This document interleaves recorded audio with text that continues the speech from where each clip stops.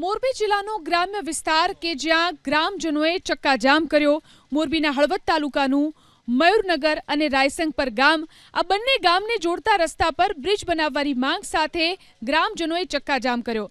ગ્રામજનોના મતે ચોમાસામાં બ્રાહ્મણી ડેમમાંથી પાણી છોડાતા જ નદી બે કાંઠે વહે છે અને રસ્તો ડૂબી જાય છે।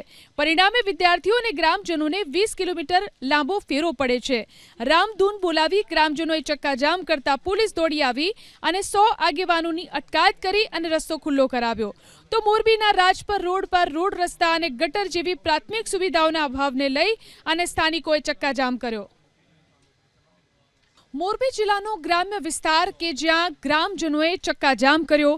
મોરબીના હળવદ તાલુકાનું મયુરનગર અને રાયસંગપર ગામ, આ બંને ગામને જોડતા રસ્તા પર બ્રિજ બનાવવાની માંગ સાથે ગ્રામજનોએ ચક્કાજામ કર્યો। ગ્રામજનોના મતે ચોમાસામાં બ્રાહ્મણી ડેમમાંથી પાણી છોડાતા જ નદી બે કાંઠે વહે છે